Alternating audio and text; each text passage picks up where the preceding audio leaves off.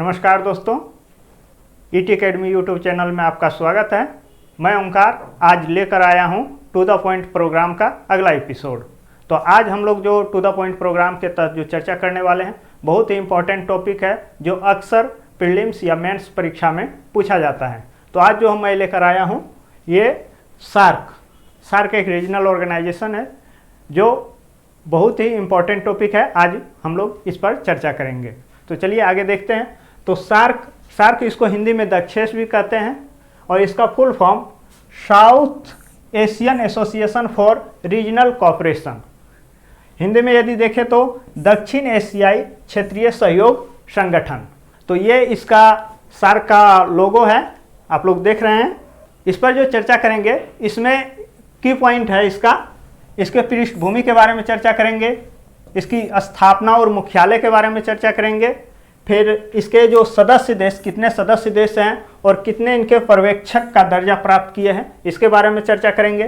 फिर इसका सिद्धांत, किस सिद्धांत पे ये काम करता है, ये जो संगठन है ये किस सिद्धांत पे ये फंक्शन करता है उसके बारे में देखेंगे।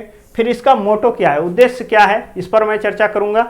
फिर इसका कार्य क्षेत्र, इसके प्रमुख जो बॉडी है वो कौन कौन से हैं इस पर चर्चा करेंगे। फिर इसका महत्व क्या है और भारत के लिए कि ये कितना इम्पोर्टेंट है इस पर चर्चा करेंगे। इसके बाद इसके महत्वपूर्ण समझौता और बैठक के बारे में चर्चा करेंगे। फिर इसकी चुनौतियां और असफलता के कारण कि इसके समक्ष क्या क्या चुनौतियां हैं और ये पुराना संगठन होने के बावजूद भी ये क्यों असफलता की ओर अग्रसर है। इसके बाद इसकी वर्तमान में क्या प्रासंगिकता है इस पर भी चर्चा करेंगे। और फिर ये भारत बिमस्टेक की ओर क्यों झुक रहा है और सार्क को क्यों नज़रअंदाज कर रहा है इस पर भी हम लोग चर्चा करेंगे।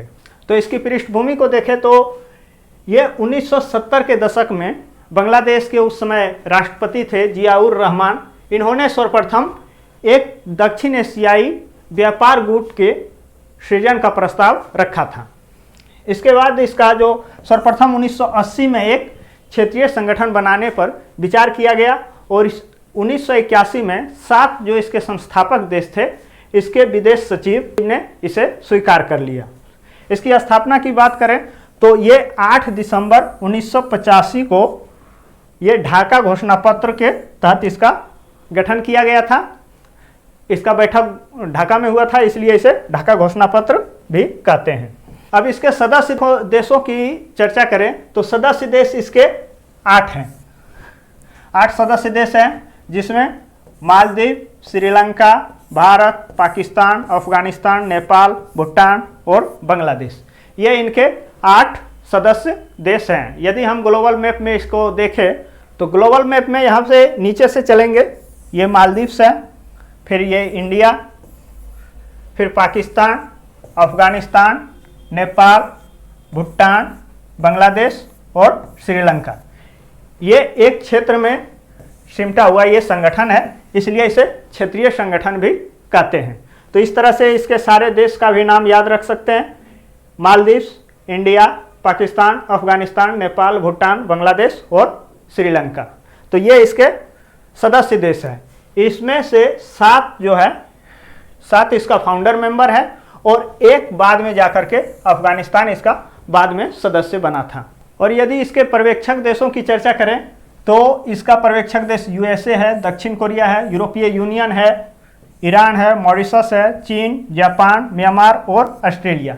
ये इसके 9 पर्यवेक्षक देश हैं। यदि इसकी मुख्यालय की बात करें तो इसका मुख्यालय काठमांडू है जो नेपाल में है और इसके जो वर्तमान में महासचिव है वो एसाला रुवान बेराकुन, ये श्रीलंका के एक राजनयिक हैं और इसका कार्यकाल 3 वर्ष का होता है।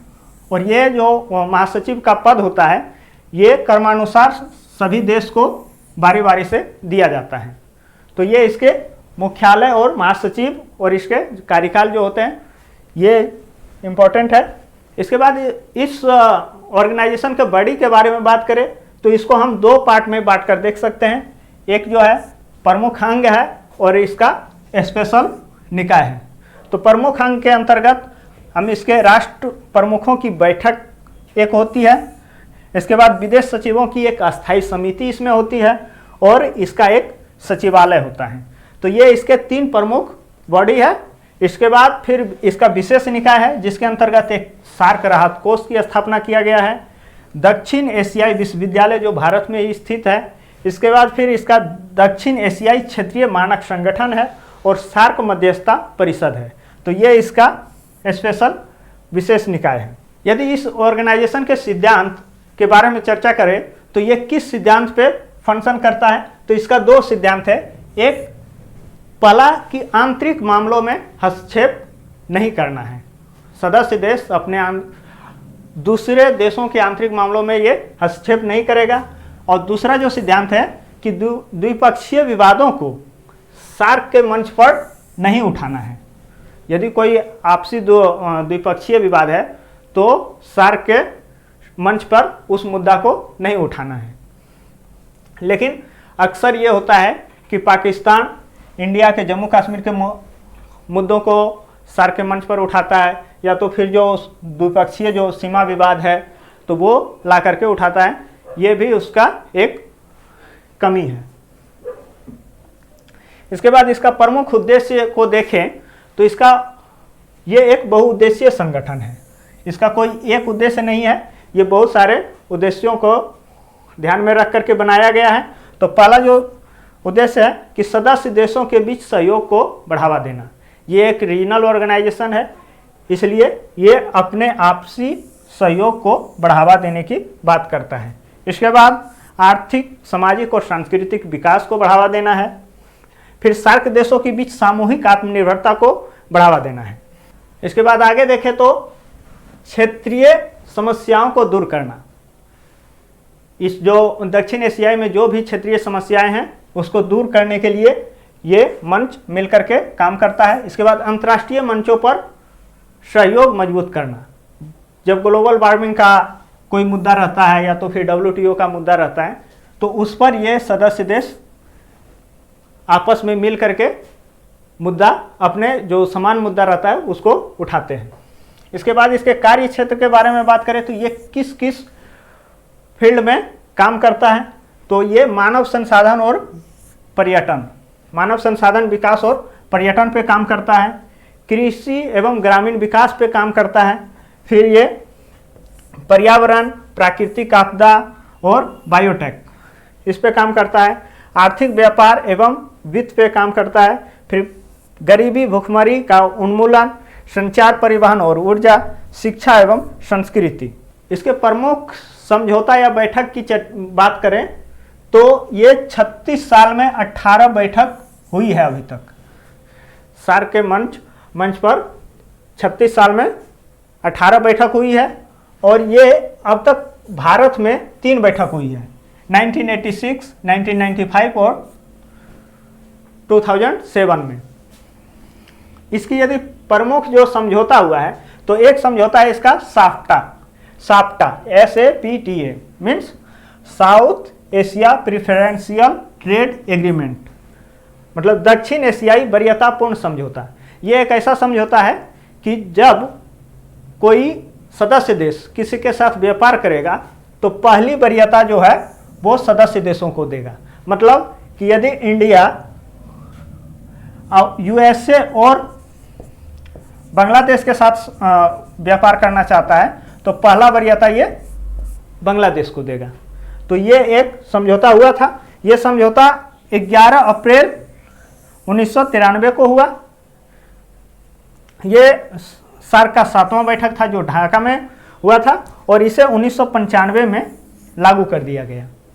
तो ये साफ्टा जो था, ये बहुत ही महत्वपूर्ण एग्रीमेंट है। और दूसरा जो इसका एग्रीमेंट है वो है SAFTA means south Asia free trade agreement, मतलब दक्षिण एशिया मुक्त व्यापार समझौता। या इसके तहत आपसी देशों के बीच मतलब फ्री ट्रेड किया जाएगा।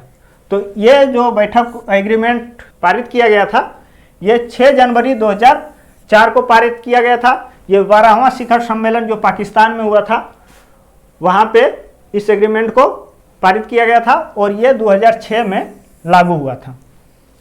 तो ये इसका दूसरा महत्वपूर्ण एग्रीमेंट है। यदि इसकी इम्पोर्टेंस की चर्चा करें तो इसका वैश्विक लेवल पर ये कुल क्षेत्रफल का 3% क्षेत्र ये कवर करता है। सार्क जो संगठन का जो क्षेत्र है वो कुल विश्व के क्षेत्रफल का 3% कवर करता है, लेकिन वो आबादी का कुल 21% कवर करता है। मतलब इसके पास मानव संसाधन की व्यापकता है। इसके बाद फिर वैश्विक अर्थव्यवस्था में ये 3.8% मतलब 2.9 ट्रिलियन US डॉलर का योगदान देता है सार्क संगठन। इसके बाद इसका और जो इम्पोर्टेंस है कि सभी सदस्य देश की समान संस्कृति और परिवेश है,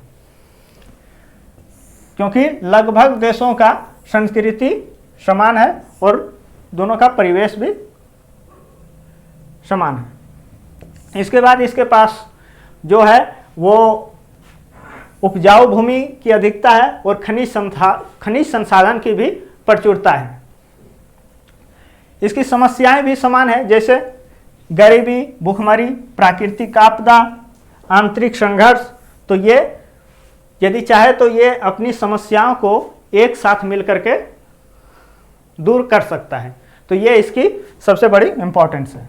यदि भारत में इसका क्या इंपॉर्टेंस है इसके बारे में चर्चा करें तो ये पड़ोसी देशों के साथ मधुर संबंध स्थापित कर सकता है, और इसका जो पड़ोसी प्रथम की नीति है, नेबरहुड फर्स्ट पॉलिसी, ये भी इसका साकार हो सकता है।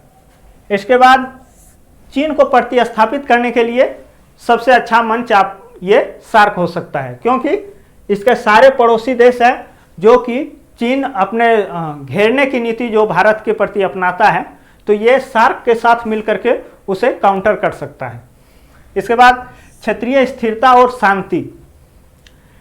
भारत के लिए क्षेत्रीय स्थिरता और शांति बहुत ही जरूरी है, तो ये सार्क के मंच पे इस चीज़ को हल कर सकता है।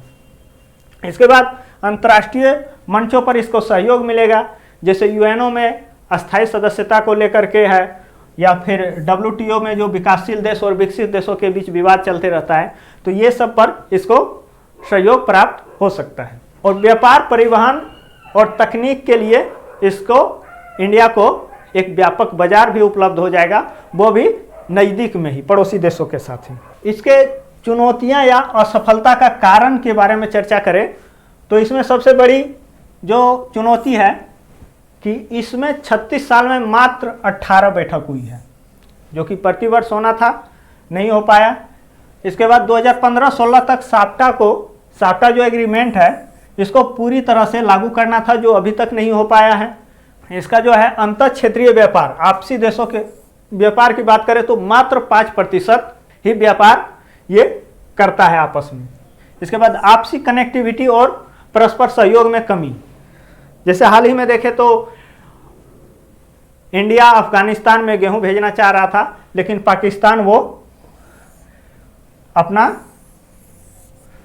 रास्ते को यूज नहीं करने दिया है, तो ये भी एक बड़ा कारण है। इसके बाद आपसी संबंध खराब हो रहा है, जैसे भारत पाकिस्तान के बीच हमेशा से संबंध खराब रहा है, फिर इधर नेपाल के साथ भी संबंध खराब हो गया है, तो ये इसका सबसे बड़ी चुनौती है। राजनीतिक अस्थिरता,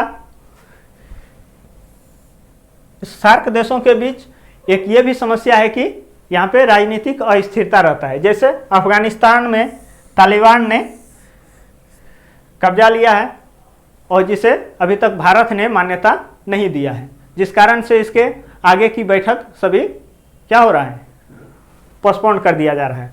वहीं नेपाल में देखें तो नेपाल में 2006 तक यहाँ पे तानाशाही शासन थी और लगातार यहाँ पे सरकार गिर रही है और बन रही है।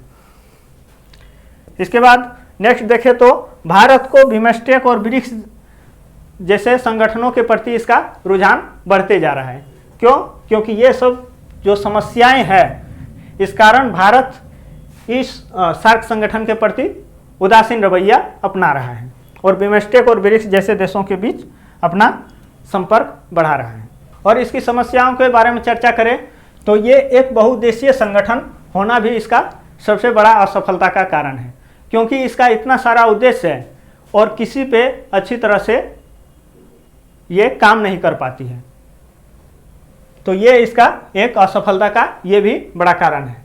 इसके बाद घोषणाओं का सही से क्रियान्वयन नहीं हो पाता है, कि जितना ये घोषणा करती है उसका सही से क्रियान्वयन नहीं कर पाता है। इसके बाद सार्क देशों द्वारा ही सार्क के सिद्धांतों का उल्लंघन, सार्क देशों द्वारा ही सार्क के सिद्धांतों का उल्लंघन।